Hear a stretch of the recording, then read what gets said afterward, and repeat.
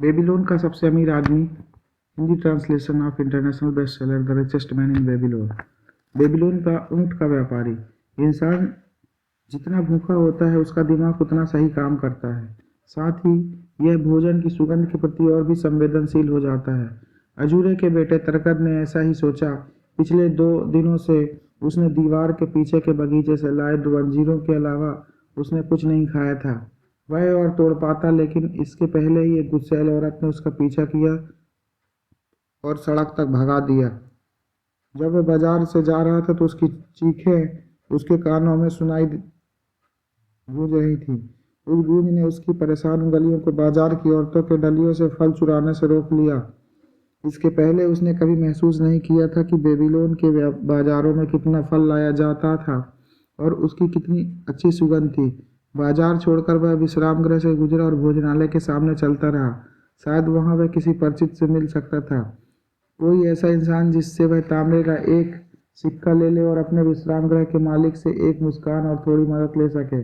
बिना सिक्के के उसका स्वागत नहीं होगा, यह बात वह जानता था।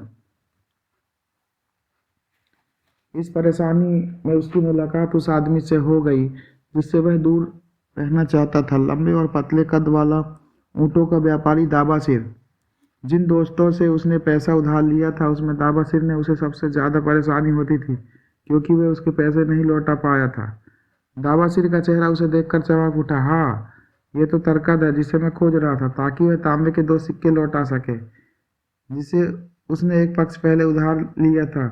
साथ ही चांदी का वह सिक्का भी जो उसने लिया था। अच्छा हुआ हम मिल गए, मैं सिक्कों का आज अच्छा इस्तेमाल कर सकता हूँ। क्या बोलते हो बच्चे? तरकद हकलाया और उसका चेहरा लाल हो गया।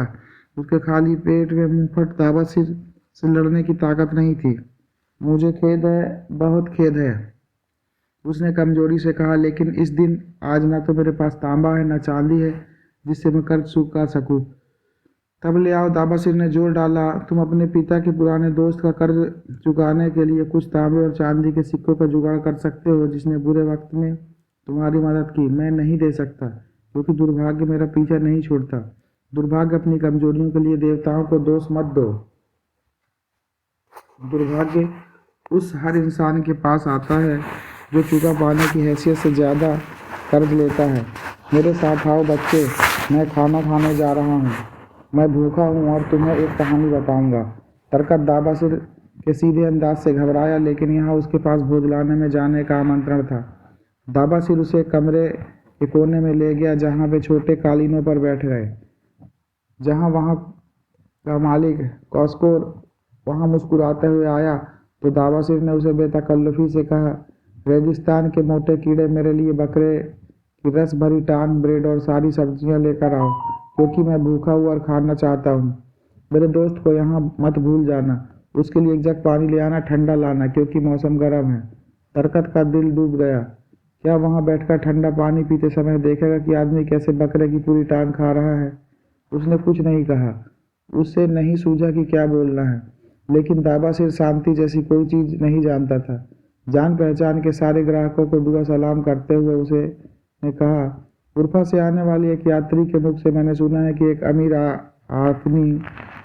अमीर आदमी के पास इतना पतला पत्थर है, एक आदमी के पास इतना पत्थर है कि उसके आर पार देखा जा सकता है। वह उसे खिड़की पर लगाता है ताकि बारिश को बाहर रख सके।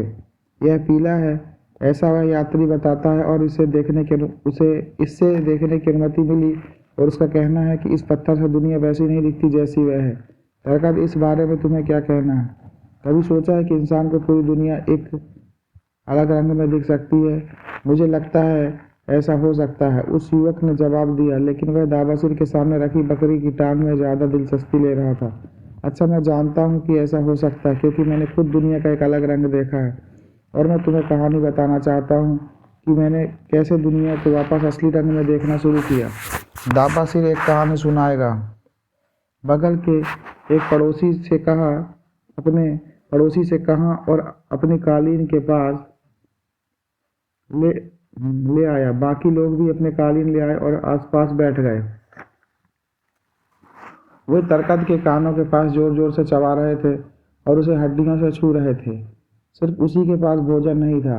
दाबासिर ने उससे कुछ भी शेयर नहीं किया और ब्रेड के उस कोने पर ध्यान ध्यान भी नहीं दिया जो टूटकर जमीन पर गिर गया था। जो कहानी मैं बताने वाला हूँ, बाबा सिर ने कहा, बकरी की टांग को चबाते हुए वह रुका। वह मेरी शुरुआती ज़िंदगी से ताल्लुक़ रखती है और मेरे ऊँट का व्यापारी बनने का सफ़र बयान करती है। कोई जानता है कि मैं पहले सीरिया में एक गुलाम था। लोगों की फुसफुसाहट सी दौड़ गई जिसे दाबासिर ने बड़े ध्यान से सुना। जब मैं जवान था, दाबासिर ने बकरे की टांग को चबाते हुए कहा, मैंने अपने पिता से लगाम बनाने का काम सीखा। मैं उनके साथ दुकान में काम करता था और मैंने शादी कर ली। जवान और ज़्यादा कुशलता न होने के कारण मैं ज़्यादा नहीं कमा सकता था। मैं उतना ही कमा पाता था जिससे अपनी बीवी का थोड़ा बहुत ख्याल रख सकूं। मुझे अच्छी चीज़ों की चाहत थी पर मैं उन्हें खरीद नहीं सकता था। जल्द ही मैंने पाया कि दुकानदार मुझ पर विश्वास करते थे कि मैं बाद में पैसे दे दूंगा, भले ही मैं नहीं दे पाता था। जवान और अनुभवहीन होने के कारण मैं नहीं जानता था कि जो अपनी कमाई से ज़्यादा खर्च करता है वह आत्मविलासिता की ऐसी हवा बो रहा है जिससे वह सिर्फ मुसीबत और शर्मिंदगी का तूफान निकलेगा। इसलिए मैंने अच्छी चीज़ों पर खर्च करना शुरू किया और अपने घर और बीवी के लिए ऐसी विलासितापूर्ण चीज़ें लाने लगा जो मेरी औकात के बाहर थी। मैं भुगतान करता था और कुछ समय तो यह ठीक चला, लेकिन कुछ समय बाद मैंने पाया कि मैं अपनी कमाई का इस्तेमाल रहने और कर्ज चुकाने में नहीं कर सकता था। सूदखोर मेरी फिजूल खर्ची पर पैसों के भुगतान के लिए मेरे पीछे पड़ गए और मेरा जीवन दुखी हो गया। मैंने दोस्तों से उधार मांगा और उनको भी पैसे वापस नहीं दे पाया।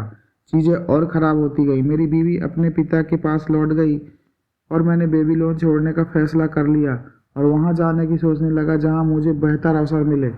2 साल तक मैं ऊँटों के व्यापारियों के लिए काम करते हुए एक परेशान और असफल ज़िंदगी जीता रहा।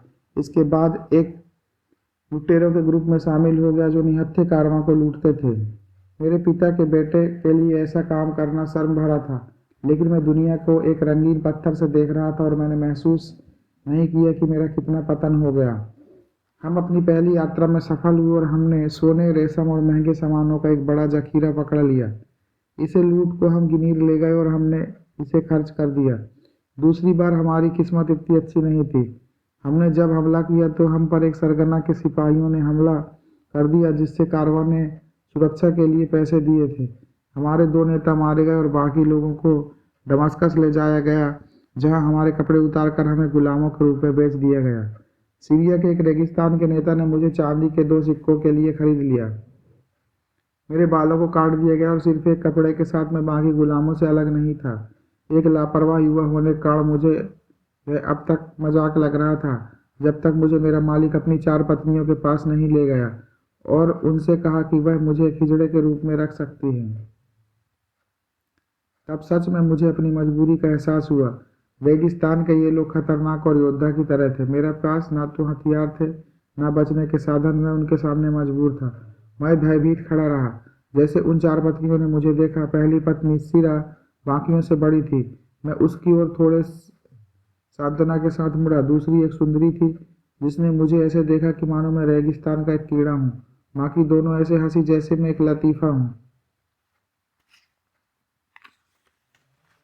जब मैं उनकी बात का इंतजार कर रहा था ऐसा लगा मानो एक युग गुजर गया हो।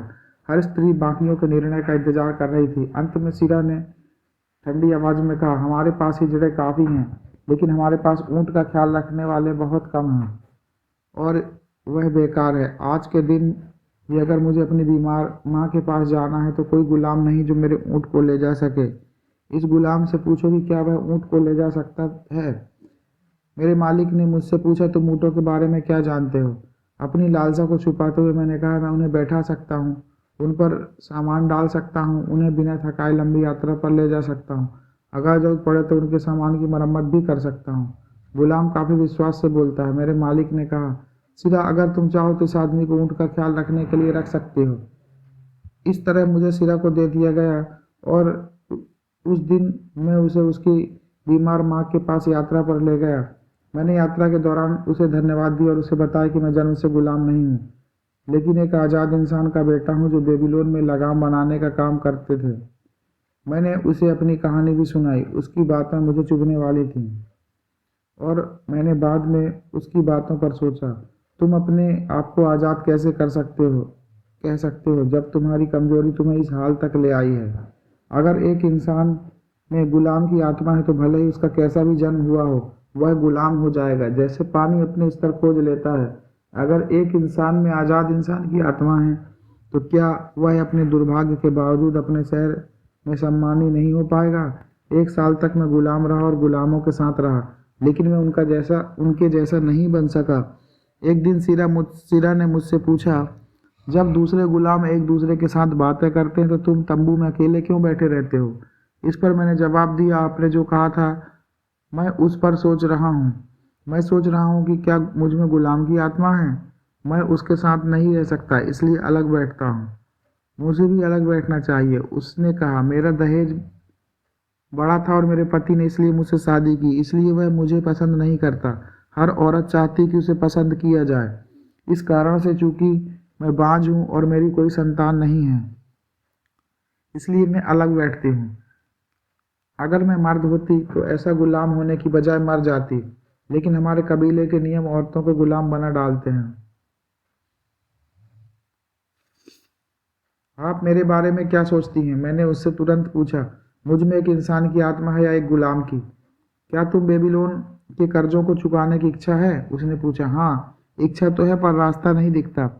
अगर तुम समय को इस तरह गुजार जाने दो और वापस पैसे देने का कोई रास्ता नहीं खोजो तो तुम में एक गुलाम की आत्मा है। वह इंसान खुद की इज्जत नहीं करता और इंसान खुद की इज्जत नहीं कर सकता जिसने ईमानदारी पूर्वक अपने कर्ज ना चुकाए हों।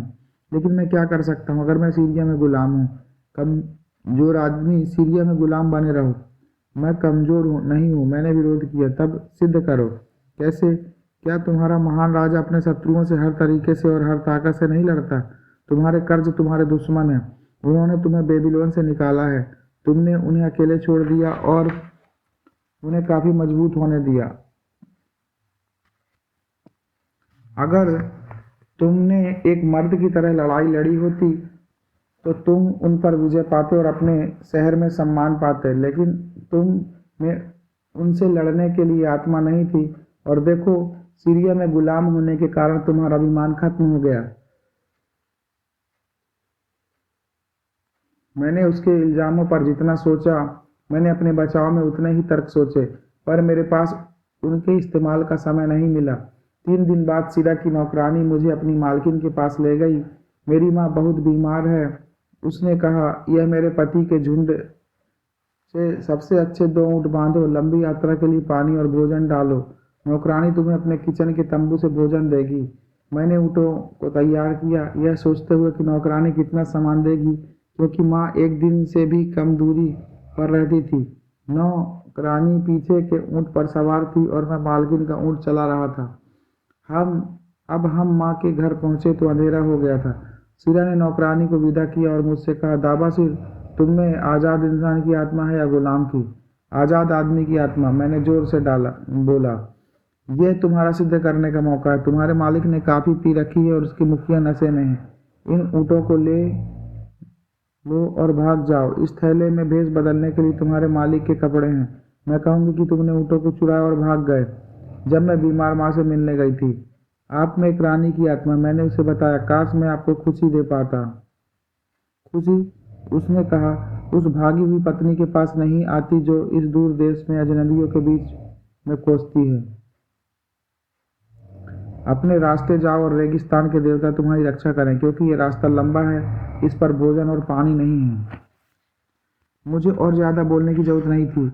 मैंने उन्हें धन्यवाद दी और अंधेरे में निकल पड़ा। मुझे इस अजनबी देश का पता नहीं था और बेबीलोन की दिशा का हल्का ज्ञान था, लेकिन पहाड़ी की ओर रेगिस्तान के रास्ते निकल पड़ा। एक ऊँट पर मैं चढ़ा और दूसरे को साथ लिया। पूरी रात मैं यात्रा करता रहा और अगले दिन उन गुलामों के बारे में सोचता रहा जो मालिक का सामान लेकर भागे और उनकी क्या गत हुई।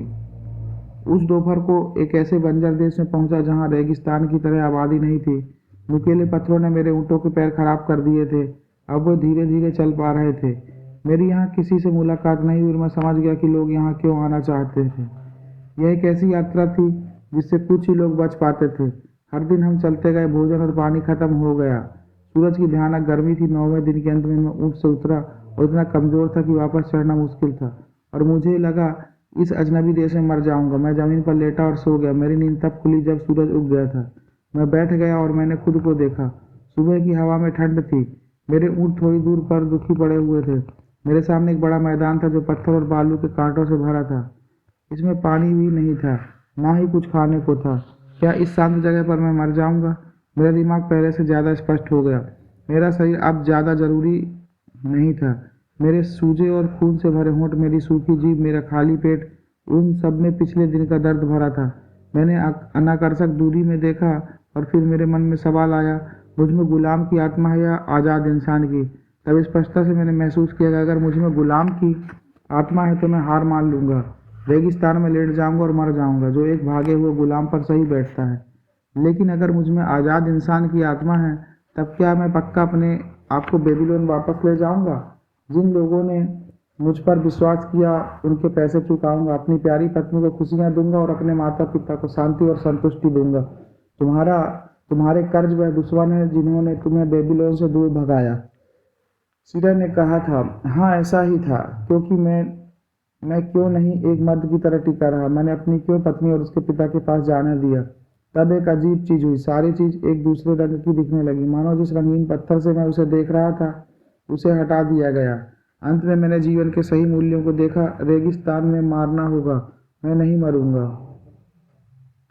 एक नई दृष्टि से मैंने उन चीज़ों को देखा जैसे मुझे देखना चाहिए। पहले मैं बेबीलोन जाऊंगा और हर उस इंसान से बात करूंगा जिसका कर्ज मैंने नहीं चुकाया है। मैं उन्हें बताऊंगा कि सालों तक भटकने और दुर्भाग्य के बाद मैं अपना कर्ज चुकाने वापस आया हूँ, जितनी जल्दी देवता चाहें। फिर भी मैं अपनी पत्नी के लिए घर बनाऊंगा और एक ऐसा नागरिक बनूंगा जिसे मेरे माता पिता को गर्व होगा। मेरे कर्ज मेरे दुश्मन थे, लेकिन जिन लोगों पर मेरा कर्ज था वे मेरे दोस्त थे। उन्होंने मुझ पर विश्वास किया था और मुझ में आस्था रखते थे। मैं अपने पैरों पर कमजोरी से चला। अब भूख से क्या फर्क पड़ता है, अब प्यास से क्या फर्क पड़ता? मैं बेबीलोन की सड़क पर होने वाली घटनाएं थी। मेरे अंदर एक आज़ाद इंसान की आत्मा थी जो दुश्मनों को जीतने और मित्रों को पुरस्कार देने जा रही थी। मेरे अंदर मजबूत संकल्प था। मेरी ऊँटों की उनीदी आंखों, मेरी आवाज़ में एक नई तरंग महसूस करके चमक उठी। काफ़ी कोशिशों के बाद वे अपने पैरों पर खड़े हुए। बहुत दयनीय संकल्प के साथ उन्होंने अपने पैरों को उत्तर की ओर बढ़ाया, जहाँ मेरे अंदर की आवाज़ ने कहा कि बेबीलोन होगा। हमें पानी मिल गया। हम एक उपजाऊ जमीन पर पहुंचे जहाँ घास और फल थे। हमें बेबीलोन का रास्ता मिल गया, क्योंकि आज़ाद इंसान की आत्मा समस्याओं को हल खोजती है, जबकि गुलाम की आत्मा शिकायत करती कि मैं क्या कर सकता हूँ जबकि मैं एक गुलाम हूँ। तुम्हारा क्या तर्क है? क्या तुम्हारा खाली पेट तुम्हारे दिमाग को स्पष्ट बनाता है? क्या तुम उस रास्ते पर जाने के लिए तैयार हो जो आत्मसम्मान की ओर ले जाता है? क्या तुम दुनिया को उसके सही रंग में देख सकते हो? क्या तुम अपने कर्ज को चुकाने की ईमानदार इच्छा है, भले ही वह कितने ज़्यादा क्यों ना हो? फिर से बेबीलोन में एक सम्मानित नागरिक बनना चाहते हो? उसने उस युवक की आंखों में नमी आ गई। वह अपने घुटनों पर खड़ा हुआ। आपने मुझे एक नई दृष्टि दी और मैं अपने अंदर एक आज़ाद इंसान की आत्मा को महसूस कर रहा हूँ। लेकिन लौटने के बाद आपने क्या किया? एक जिज्ञासु श्रोता ने पूछा। जहाँ संकल्प वहाँ रास्ता मिल जाता है, दावासिर ने जवाब दिया। क्योंकि मुझ में संकल्प था, इसलिए मैं रास्ता खोजने निकल पड़ा। पहले मैं उस हर इंसान के पास गया जिससे मैंने कर्ज लिया था, और मैं उसके धैर्य की मांग की ताकि मैं उसका कर्ज चुका सकूं। उनमें से अधिकतर मुझे अच्छी तरह मिले, कईयों ने मुझे लताड़ा, लेकिन कईयों ने मेरी मदद करने की पेशकश की। उनमें से एक ने तो मेरी काफ़ी मदद भी की। वह था सोने का महाजन मेथन। वह जानने पर मैं सीरिया की ऊँट का ख्याल रखता आया। वह मुझे बूढ़े नेबटूर के पास ले गया जो ऊँट का व्यापारी था और जिसे राजा ने अपने ढेर सारे ऊँटों को खरीदने के लिए नियुक्त किया था। उसके साथ मेरा ऊँटों का ज्ञान बहुत काम आया। धीरे धीरे मैं तांबे और चांदी का हर सिक्का चुका पाया, और अंत में मैं अपना सिर ऊंचा कर पाया ताकि मैं आपको सम्मानी महसूस कर सकूं। अपने फिर से दावासिर अपने भोजन की ओर मुड़ा। कॉस्कोर घोंगे कहीं के, उसने जोर से पुकारा ताकि सभी सुन सकें। भोजन ठंडा हो गया, मेरे लिए और भी ताज़ा गोश्त किचन से ले आओ। तरकत के लिए भी एक बड़ा हिस्सा लेकर आओ, जो मेरे पुराने दोस्त का बेटा है और भूखा है और मेरे साथ खाना चाहता है। इस तरह से बेबीलोन के ऊँट का व्यापारी दावासिर की कहानी खत्म हुई। उसे अपनी आत्मा मिल गई जब उसे सत्य का एहसास हुआ, एक ऐसा सत्य जिसे बुद्धिमान लोग काफ़ी समय से जानते हैं थे। यह कई युगों से लोगों की मुसीबतों को निकालता आया है और सफल बनाते आया है, और आगे भी ऐसा करता रहेगा। जिसमें इसकी जादुई शक्ति समझने की बुद्धि है। यह उस हर इंसान के लिए है जो इन पंक्तियों को पढ़ता है। जहाँ संकल्प हो वहाँ रास्ता मिल जाता है।